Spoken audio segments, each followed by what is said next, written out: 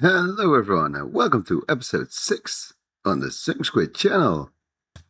So guys, last episode we made a huge progress on this part of the world. We started with this forest and then all the way on the back. Wait, let's jump into this view. We can see, we cannot see, we cannot see. We walk up. Yeah, there all the way in the back we made a building that is the output of the iron farm. And for our next episode, we have a conveniently placed lectern down here with the to-do list of today. So today we're going to start by building an XP farm, which is based on armadillos and silverfish. I'm going to explain to you in a minute. But we also need a place to brew the potions of infestation, which are the potions we need in order to activate the farm. And all of these buildings are going to be the start of the city center, all the way in the back from here. I'm not going to show you yet because of some spoilers. But let us quickly jump to a new segment called Redstone with Squid, where I'm going to explain you what we're going to build, how the XP farm is going to work. So without further ado, let's start the episode. Redstone with Squid. So, and this is what it became, guys. Our XP farm, quite compact as you see. Let me quickly explain how it all works. So you see the campfire down here in the center.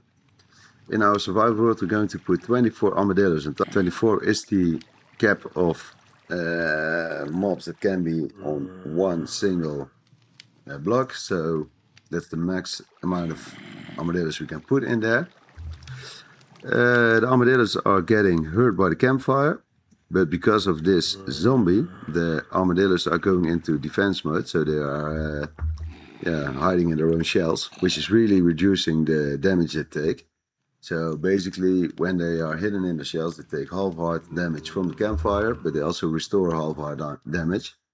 So basically, they will be in pain forever, so to say.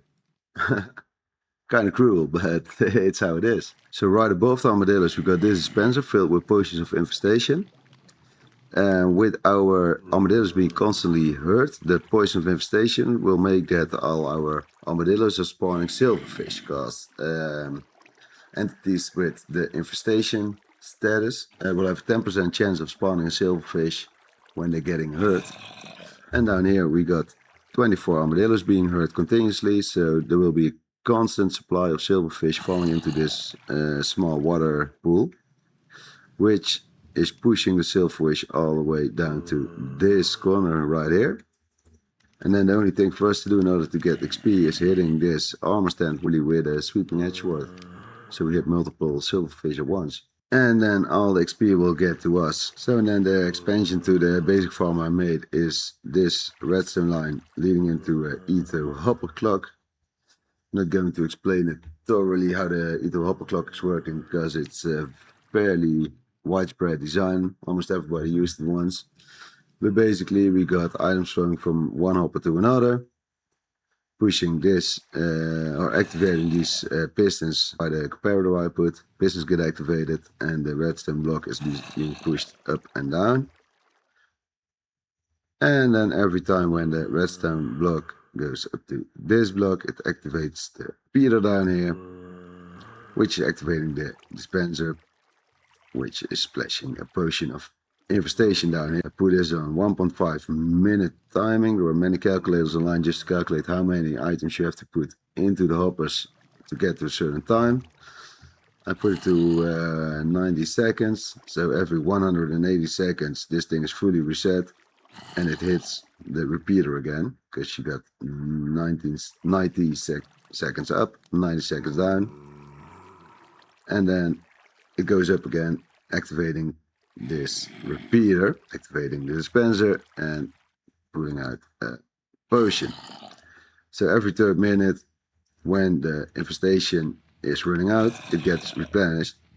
So basically I can stand here forever, just until all the potions run out, in order to get as much XP as possible and not having to run around, throwing a new potion in, going back.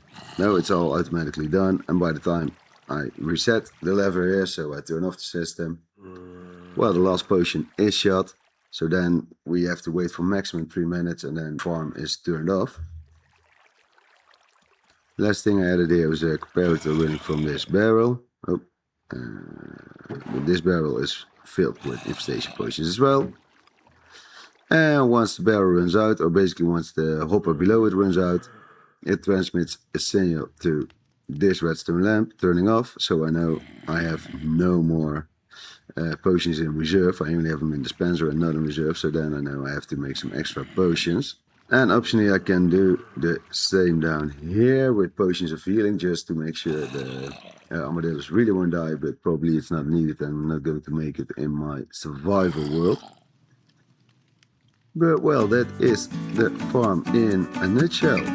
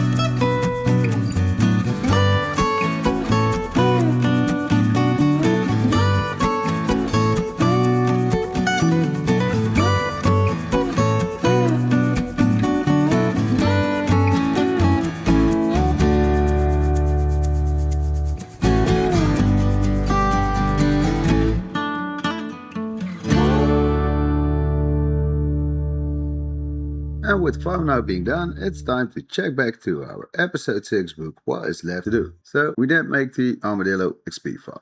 That one is done. And it works like heaven, really. It's so easy to get the durability back on my weapons now. It's so great to have it. It's so much faster than the spider farm was. So now we have to work on a place to brew the potions of infestation, which is something that falls together with the start of the city center. So while designing it in creative, live on stream, I went a bit overboard with all the materials I used. I have to be honest with you guys. I used sponges, which is a block that I've never used before, not in a single build yet. And to be completely honest with you, I've been to Ocean Monument, I think, only once or twice in my entire life. So, well, that will be something. And furthermore, I used beehives, as they made a great gradient between mud and bamboo.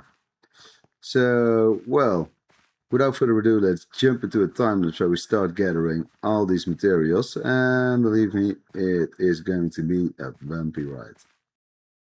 Luckily, I already found an ocean monument quite close to our base in an earlier stage. So, after setting sail to the monument, it was time to enter it. As I already told you, it's the third or second time ever that I'm in one of these monuments, so I didn't really know what to expect out there.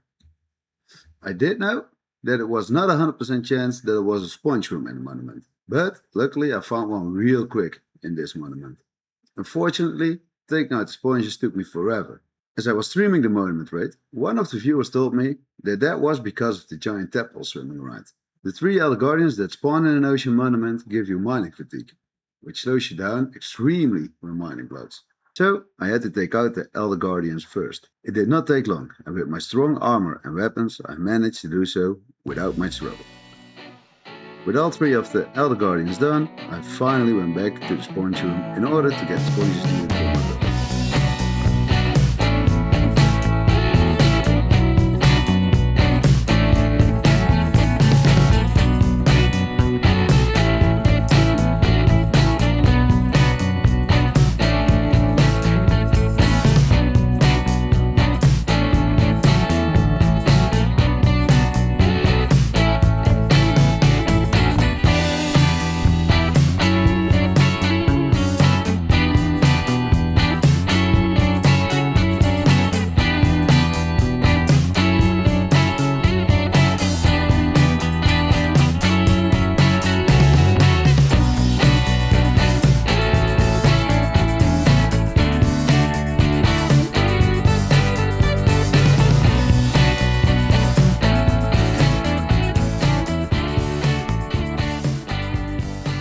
After gathering all the materials, it was finally time to start building.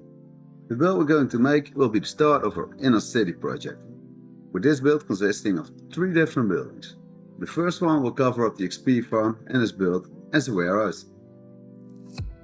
I mainly used a white block palette with calcite, diorite and some glazed terracotta.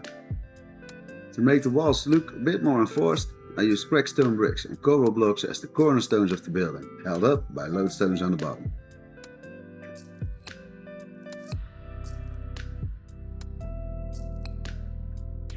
As I went for a real warehouse vibe, I did not put any windows in the building. That's also because I'm probably going to build another building straight on the side of this warehouse as well. So putting windows there will be a waste of time and energy. Up front we made a large door, where carts and carriers can enter the warehouse. And to give the warehouse some extra character, we made a border around the top of the building using andesite, tuff and stone bricks.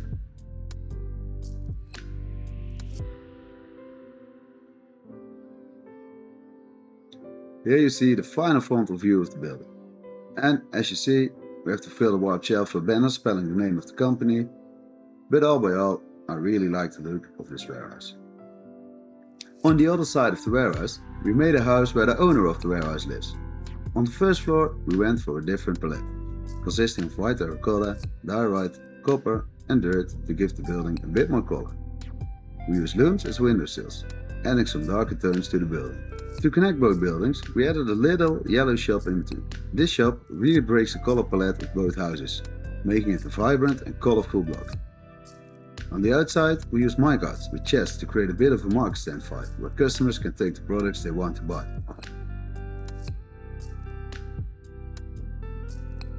And here we got ourselves an overview of the 3 buildings, with the different colors and designs. The best part of the build is the yellow shop, separating the warehouse and the place where the landlord lives from each other.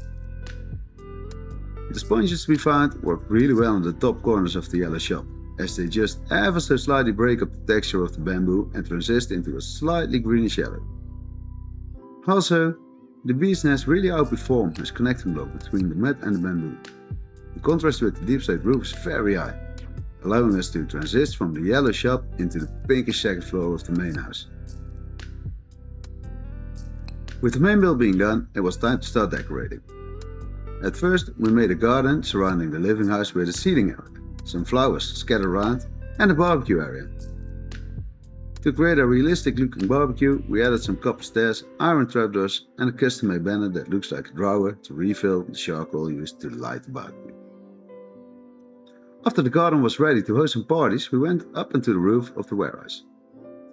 I have to be honest and say that I usually don't decorate my roofs, but when making a large shady, I found I couldn't stop by cutting corners and not decorating the roof.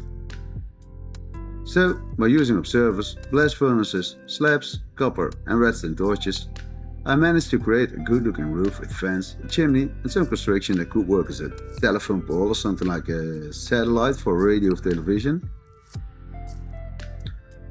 And finally, by the addition of a road, the building was done. So let's jump into the game and let me show you the inside of this new build.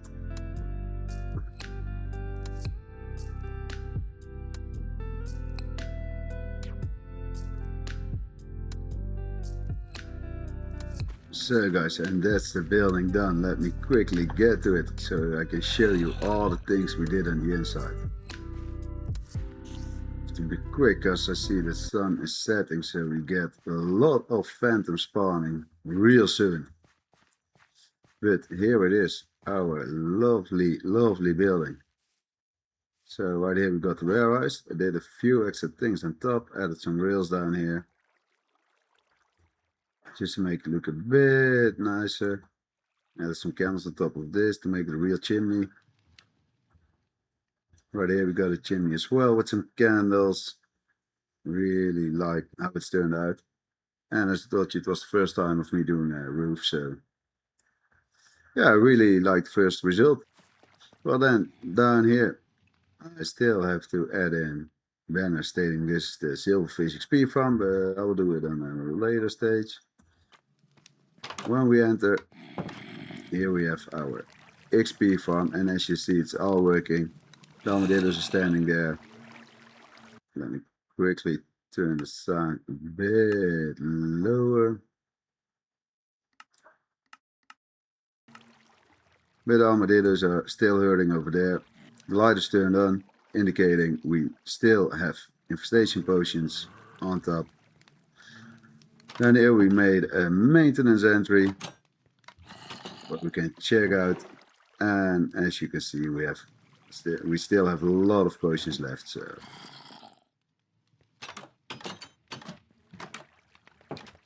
then when we walk out and we get around the corner, right here we can enter the lovely yellow shop with sponges outside. This turned out so well. Only thing is we have some of those water particles dropping down, but well, I can't live with that because these sponges are wet sponges and I really like the little color transition we make here. And we got our phantoms, yay. But really like the color transition we make.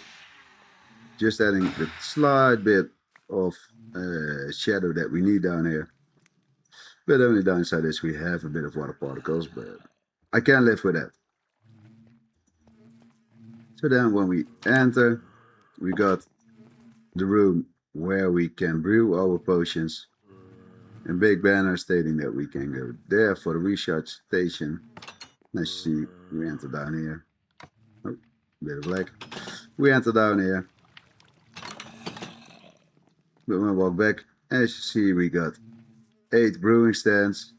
So we can brew up to 24 potions at a time.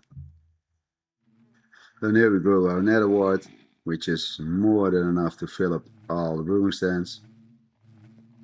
And down here we got some barrels hidden into the walls where we store everything we need in order to brew it. So we got our glass bottles and water bottles right here.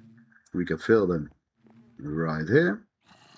And because we fill the bottles, just one water source is more than enough. It will never run out. And then we store our nether wart, which is used to make the base potion, the aqua potion. Stones down here. We use stones to get the infestation effect. Then right here we put our gunpowder, which is needed to make it a splash potion. And last but not least, we got our blaze powder, which is used to fire up the brewing stands. Let's get aside again. And then we can enter the living house. As you see, I really cut back on decorating down here. I didn't make stairs to the second floor. Maybe on a later stage I will, but for now I think it's fine. And when we walk out, right here, we got a small back alley. You know, later on we get some buildings down here and it will really be an alley leading into the barbecue area. So down here we got a big screen where they can watch movies, bit of storage, and our barbecue. So this is just a banner. Let's see, we can break it carefully. Oh, yeah. So as you see, it's just a large banner with just the slightest of decoration, but when we put it like this on the loom, we messed up the arm stand. But when you're standing in front like this, it's just a drawer of the barbecue. So I really like the design. Decorated a bit more down here with some flowers, some hanging lanterns, saplings hanging down, being a bit of flower. Now right here, well, we can get back in. So let me turn down the gamma a bit, that you can really see how it looks by night, because I had the gamma real high in order to show you, but also at night it really looks beautiful. The lighting falling off the street lanterns.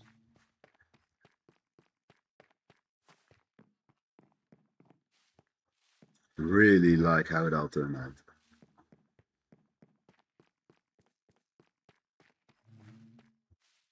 And that's about it for today, guys. Thank you so much for watching again. I hope to see you back next time. Please leave a like, leave a reaction, or subscribe to the channel. That would be great as well. And I hope to see you all back again in the next episode. Thank you, guys. See you.